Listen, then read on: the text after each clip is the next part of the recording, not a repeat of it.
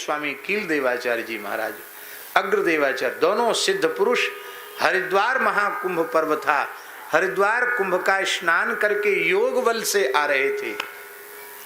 ये योग बल से आना जाना एक अलग होता है और एक सामान्य मानवीय बल अलग होता है। जैसे अनेक महात्माओं के संबंध में ये बात आती है कि वो रोज नर्मदा स्नान करने जाते थे, रोज सरयू जी नहाने जाते थे, और रहते कहाँ थे?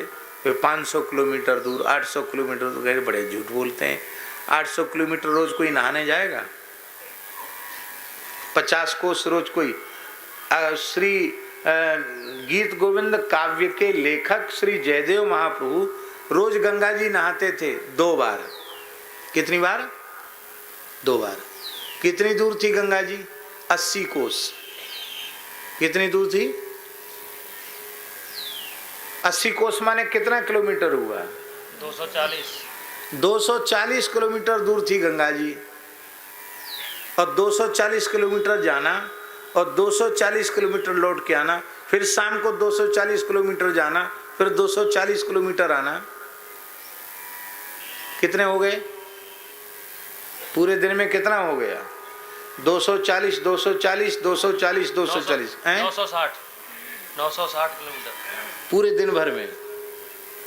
लो साहब, आप कहोगे कि एकदम झूठ बात है, 60 किलोमीटर कोई मनुष्य एक दिन में चल सकता है क्या?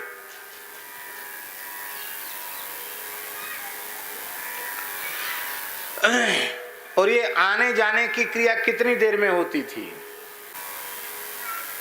24 मिनट में जाते थे, 24 मिनट में आते थे। कितने में आते थे? 24 मिनट में जाते थे, 24 मिनट में स्नान। हाँ, नित्य नियम में वहां जो समय लगे, पर आना जाना 24 मिनट में जाना, 24 मिनट में आना। इसको योग बल कहते हैं। योग बल से मैंने अपनी आंखों से देखा है, सुनी हुई बात नहीं बता रहे, आंखों से देखी हुई बात आपको बता रहे हैं। हमारे महाराज जी के पास एक महात्मा रहते थे, उनका नाम तो था श्री ब्रजमोहन दास जी, पर उनके कई नाम प्रसिद्ध थे। हमारे महाराज जी उनको कहते थे मनसुख लाल, क्यों? ऐसे काम करते थे कि सब हंसते हंसते लोटपोट हो जाएं। रामायणी जी महाराज जी सब उनको मनसुख लाल कहते थे। और श्री सुदामा दास जी महाराज उनको सतयुग बाबा कहते थे। उनकी उम्र का कोई पता ही नहीं था कितनी उम्र है उनकी। अरे वो बहुत पुराने महात्मा है, सतयुग बाबा कहते थे उनको। और ब्रजवासी उनको कहते थे कलयुग बाबा। मोहल्ले में लोग सब कलयुग बाबा कहते थे, और पूज्य श्री सुदामा दास जी महाराज उनको सतयुग बाबा कहते थे। हमारे महाराज जी उनको मनसुख लाल जी कहते थे। हम लोग मनसुख लाल जी बोलते थे उनको। और उम्र भी बहुत थी उनकी, छोटे कद के थे, दुबला पतला शरीर, खुद जितने बड़े उससे 1-1.5 हाथ ऊंची लठिया रखते थे। अपने से कम 1.5-2 हाथ बड़ी लठिया।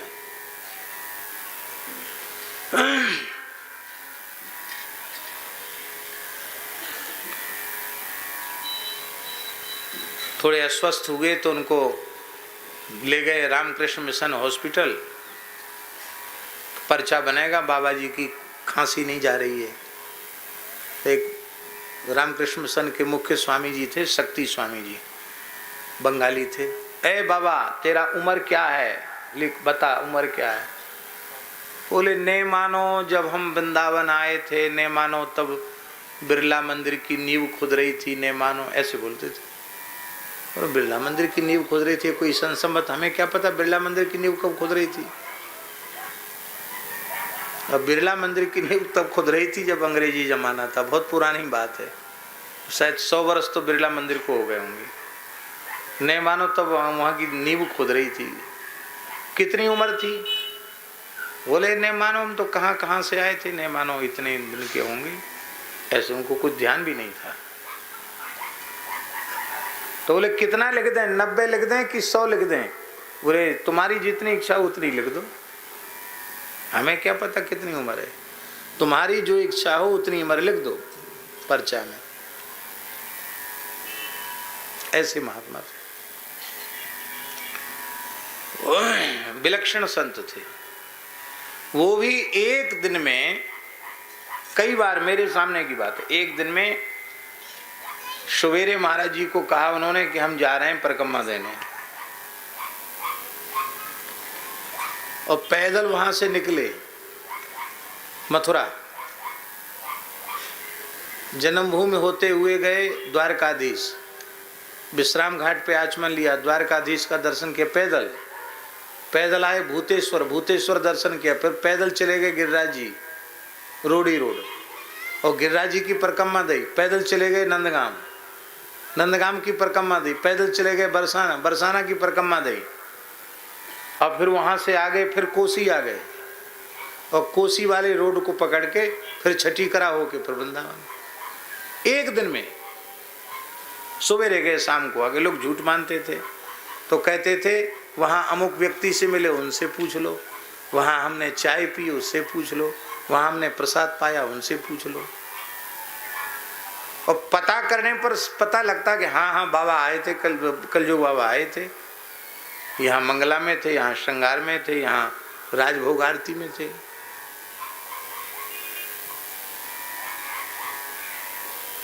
मनुष्य की बुद्धि काम नहीं करेगी, इतनी यात्रा कोई कैसे कर सकता है। एक बार हम मानसरोवर गए, मानसरोवर वो कैलाश मानसरोवर नहीं, हमारे ब्रिज में मानसरोवर है, राधा रानी मानसरोवर।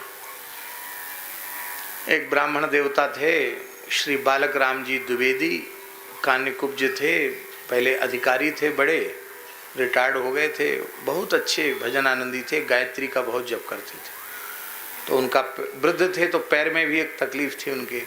महाराज जी ने कहा इनको वहाँ दर्शन करा लाओ, प्रतिपदा है, छुट्टी है, तुम करा लाओ मानसरोवर दर्शन का। ठीक, यहाँ से उनको हम ले गए, और वहाँ जाते जाते बोले हमारे तो घुटने में बहुत दर्द हो रहा, अब हम कहीं नहीं जाएंगे, हम तो यहीं रहे। वहाँ कोई साधन भी नहीं, पैदल ही लौट के आना। तो दोपहर में भूख लग रही बहुत तेज, तब तक हमने देखा वो मनसुख लाल जी, गर्मी का समय था, एक सुराही हाथ में पानी की, और एक बाल्टी में सुराही रखे, और उस बाल्टी हाथ में लिए, और उसी में शक्कर, और उसी में दशहरी आम बढ़िया। आए आ गए कि कैसे? अरे बोले इनके पैर में दर्द हो रहा और तुम्हें भूख लग रही होगी, ये तो बुढ़े हैं, मरे चाहे जिए। और बोले हम तुम्हारी चिंता हुई तो हमने कहा चलो पंडित जी को अमरस पिला के आवे। तुरंत उन्होंने मानसरोवर के जल में आम धोए, बातचीत करते करते अमरस बना दिया, बना के या राधा रानी पी लो अमरस, ऐसी पिला करके। और उनको हमको खूब पिलाया झिक्के, और उनको भी पिलाया पंडित जी को, द्विवेदी जी को। और हमने कहा कि बाबा आप भी पी लो। नहीं नहीं नहीं, हम तो न मानो तुम्हें पिलाने आए, हम थोड़ी, हम तो पंगत जाके करेंगे। उनके अब तो पंगत हो जाएगी जब तक। बोले अभी पहुंचे। उन्होंने सुराही उठाई और चल दिए। अब हम अपनी आंखों से देख रहे हैं, हमने एक दरी थी उसको उठार के झाड़ा, इतने में ही कम से कम 1-1.5 किलोमीटर पहुंच गए। आंखों से देखी घटना बता रहा हूं। हमने यहाँ दरी झाड़ी, छोटी दरी थी, उसको झाड़ा, और उधर दूर वो ऐसे ऐसे ऐसे ऐसे ऐसे चलते हुए दिखाई पड़े। आंखों से देखा, हमको लगता था धरती पर पैर नहीं थे उनके। और इस गति से आए तो हमको ऐसा लगा कि 5 मिनट में ही तो वो आ गए होंगे, 5 मिनट में ही पहुंच गए होंगे। मैंने ये घटना महाराज जी को सुनाई, मैंने आंखों से देखा। महाराज जी गदगद हो गए, बोले सिद्ध पुरुष हैं, सब लोग पहचानते नहीं हैं, ये तो जहाँ चाहे वहाँ अपने संकल्प की शक्ति से जा सकते हैं। हनुमान जी के सेवक हैं, मनोजवम मारुतु तुल्य वेगम, क्या है, चले गए।